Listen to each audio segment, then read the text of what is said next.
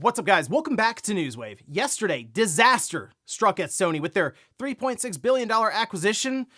Bungie has announced the end of an era now. For Destiny 2, they're leaving it behind, and then a report comes out later in the day shedding some light on the future for Bungie, and it's looking pretty dicey, but we'll go over all of that here today. Also, we are going to be talking about Grand Theft Auto 6 as Take-Two did weigh in on a number of different things, which did include the potential for a delay out of the game, maybe into 2027, and then even somewhat with pricing. And we also have more sales numbers around the Switch too, specifically in Japan, just ahead of the price increase. Turns out everyone kind of had the same idea. Go buy the system before it gets more expensive. But we'll go over all of that and more. Guys, if you enjoy these videos, make sure you hit that like button. Helps out a ton. And if you're new here to the Spawn Wave channel, make sure you subscribe down below. And we're going to start today with what we think is Fair Games. And it seems like Sony may be moving to rebrand the thing because they kind of have to at this point, but we can see over on Gamatsu where they noticed a trademark that was filed by Sony Interactive Entertainment for break-in. Now that was filed on May 20th, and to go a bit further, play break-in accounts were recently registered across different social media platforms.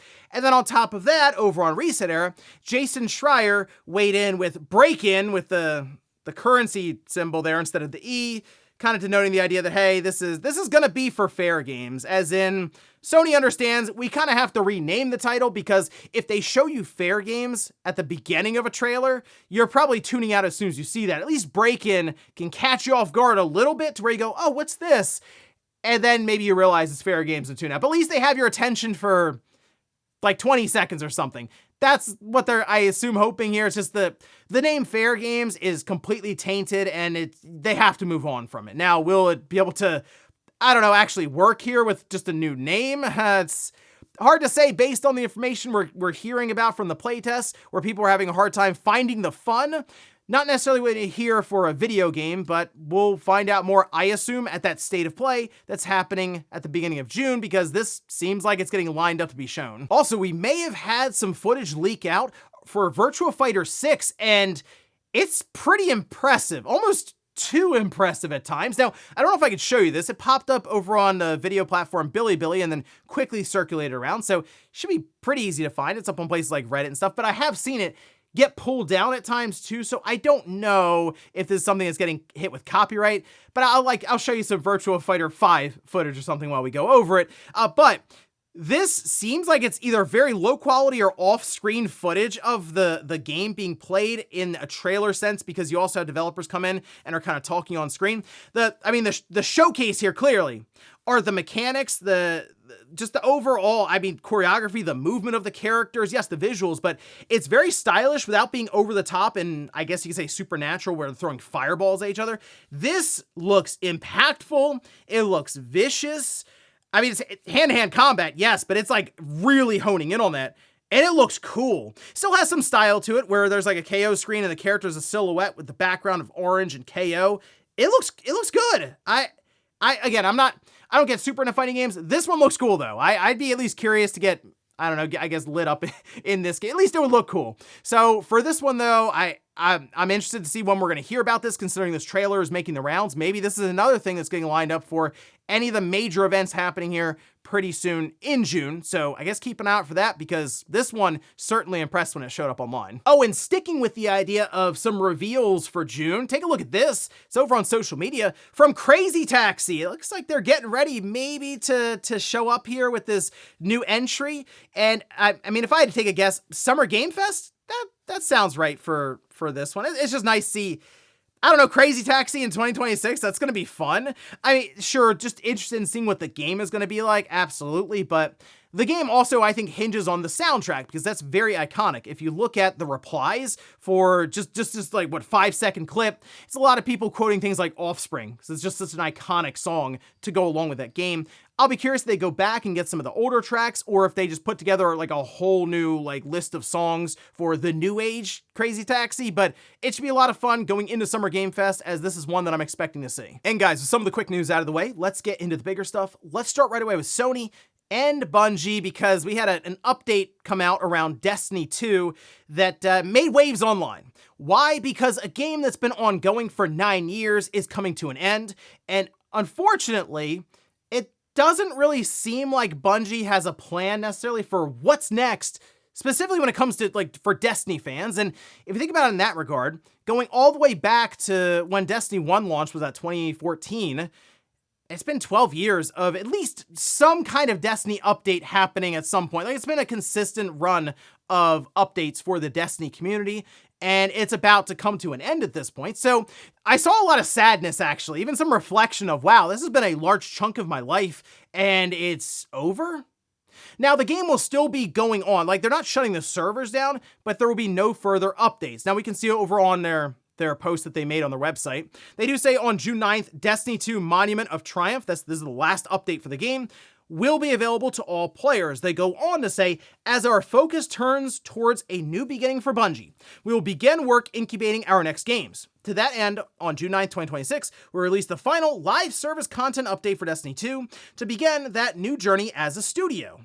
Though active development may be concluding, we will ensure that Destiny 2 remains playable, just as the original Destiny is today. Many changes in this final update will aim to ensure that Destiny 2 is a welcoming place for all players to return to. Now, I will say for Destiny 2, it's kind of strange because there's a lot of content that's just gone. It's like in the vault. And so it's kind of all over the place. Currently, just try to figure out all the lore, or even want to play through the game as you figure it's like intended to be played. So there's a lot of frustration around that because they're kind of stepping away from it without kind of resolving at least the idea of putting the old content back into the game. But either way, for me, when I look at these live service games, I do kind of expect them to end eventually. Not every game is going to go on forever. There are very few forever games. Like World of Warcraft is the one that comes to my mind immediately. That's still going on. And I remember when it came around, when I was in like finishing up high school and college, going to college, it was World of Warcraft was there, and it's still here. But that's just not like a typical thing, especially for a game like Destiny 2 that's a sequel to another game. So when you put a number on a game like that and it's a sequel, to me, it's implying that there would be a Destiny 3, which is kind of what I was figuring. I think everyone else was too, was looking at this going, oh, okay, I guess you guys are going to go off and make Destiny 3, right? That makes sense. Destiny 2 they end service there and updates to then focus all their energy on making the follow-up. It's a big launch, confetti from the ceiling, everything. Maybe not, though. And this is where it gets pretty dicey for Bungie. We can see this is over on Bloomberg, and this was published like 2 hours or so after all this was going down, where he says Sony Group Corp's Bungie unit is planning a significant number of layoffs as it ends development on the long-running online shooter game Destiny 2, according to people familiar with the studio's plans. The company doesn't have a new project lined up for Destiny 2's development team after the game comes to an end next month. Bungie doesn't plan to immediately enter production on a Destiny 3. Bungie staff are looking to pitch and begin development of new projects, including in the Destiny franchise, but none have been greenlit, and there's no guarantee that any will move forward in a challenging market that has led companies like Sony to raise prices and cut costs. I mean, this should be alarm bells all over the place for Bungie right now. If they're looking to do, we'll say, significant layoffs, Bungie right now is around 800 or so people. And it seems like half the studio maybe is working on Marathon right now. That seems to be their focus right now, is Marathon. Like they moved resources from Destiny 2 to Marathon. That was like earlier this year. That was reported. And now we're seeing them move away from Destiny 2, and they're going like all in on Marathon as like their primary title. But I don't think that's a good idea, because Marathon in its current state is not holding up its end of the bargain compared to even like Destiny 2 was pulling in a similar amount of players, or even sometimes more players than Marathon when you line up their active player charts. And you look at that and go, maybe people do still want to play more Destiny than they do Marathon. So you assume, well, that means Destiny 3 would be next up, but they were never working on it? I don't understand that at all. That just seems strange to go about this whole thing when they have the run that they did from Destiny 1 to Destiny 2, where it was a fairly quick turnaround. I know some of that had to do with them breaking away from Activision, but they saw the launch. Destiny 2, when it dropped, was massive, and it continued with that player base from Destiny 1. So I do think when you go to Destiny 2, the implication is that there will be a Destiny 3 at some point, and now they're kind of in no man's land, where if they lay people off, well, they won't have enough people to make a Destiny 3. So I guess these incubation projects will have to go through a green light process that then would start active development and wouldn't come out for another 3 to 4 years. So it really is like all on Marathon right now, and I don't know how that's going to work, because it has a hardcore fan base right now, but it's kind of a niche fan base, and it certainly is not on the level of what Destiny 2 was in its heyday. And I'm not really sure what happens now with Bungie, because it seems like if they lay a bunch of people off, they would then have to rehire a bunch of people to make Destiny 3, so they're not doing that, I guess.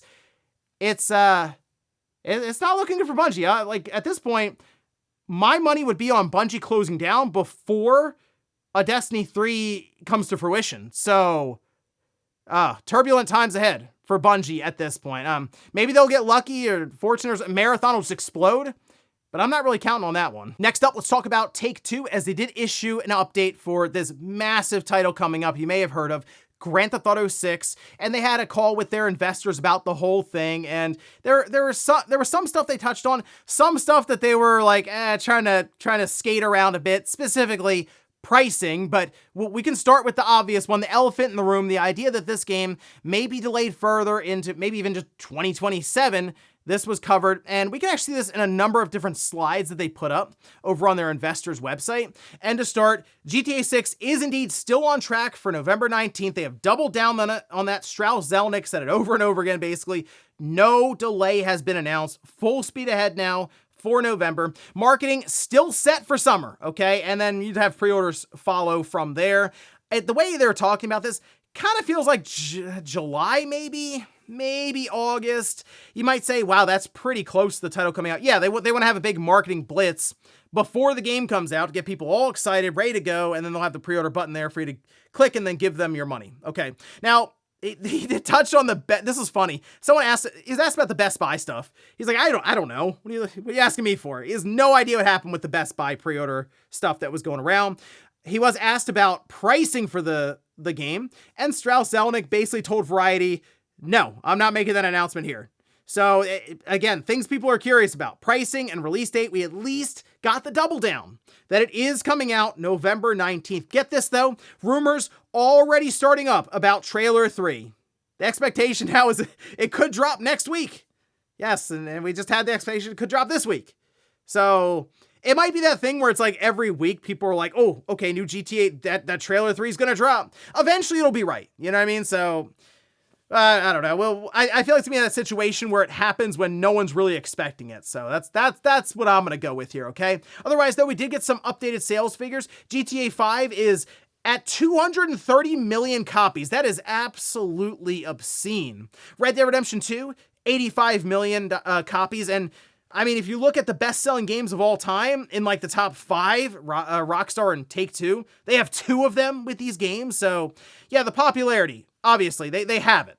They have the pull in the industry. So GTA 6, gonna do big numbers. Go figure. In fact, Take-Two did issue guidance for this fiscal year, and they're expecting $8 billion to start. And a lot of that has to do with the GTA 6 launch that'll be happening November 19th. So big expectations there. The stock exploded upwards when they said, hey, November 19th. So I'm not expecting any delays. And if anything, probably in about a month or two, we should start to see a big marketing blitz as they head towards the holidays. Next up, let's talk about the Famitsu sales charts. Now, the Switch 2 will be going up in price in Japan next week. The data here is for last week, so there'll be one more week where we'll see if it is still a situation of people going crazy and like frenzy buying the Switch 2 up, which like we can take a look at some of the sales here. We'll start with the games. Tamagotchi Life was #1 still at 98,000 copies. It's more than 1.1 million copies that have sold in Japan alone. Then we have Pokemon Pocopia, 22,758.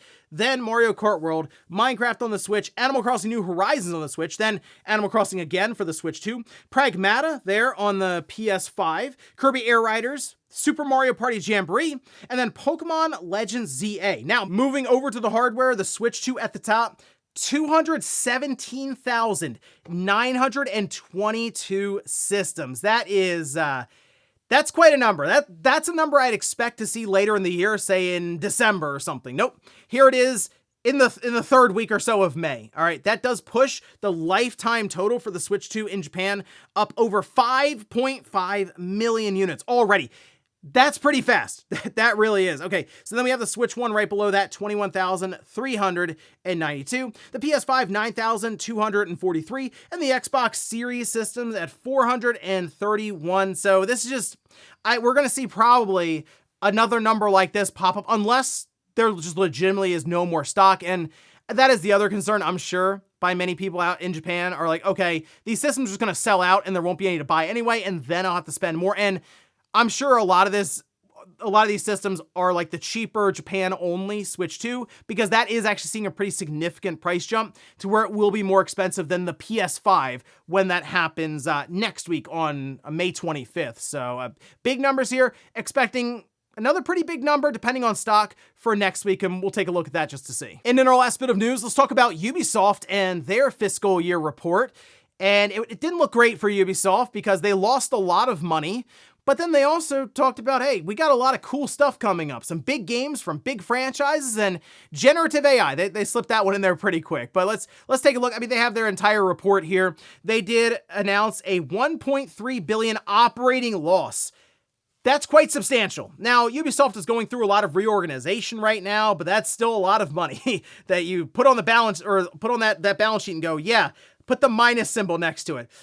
Not great, not great. Now, they are, according to them, looking towards a strong rebound.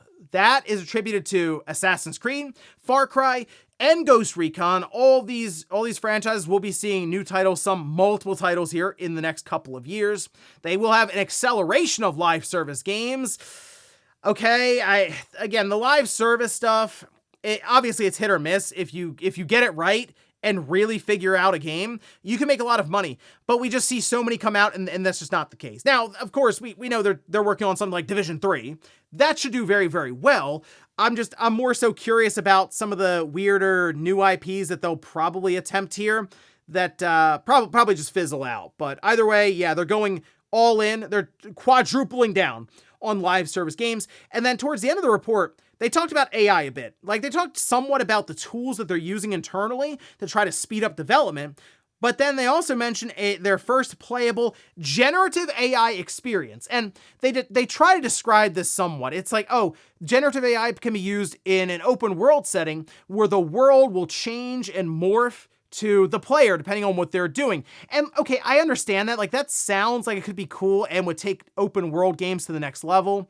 But I'm also curious how that would actually turn out in practice. Like, you can play around with this internally, you can workshop it, you could do your focus group stuff. When you actually put it out into the real world and you have hundreds of thousands, millions of people using it, that's when I start to think about how it's going to be completely broken. So hey, they're going to attempt it looks like. And keep in mind, Ubisoft tends to try some, like, I don't say cutting edge, but very trendy stuff.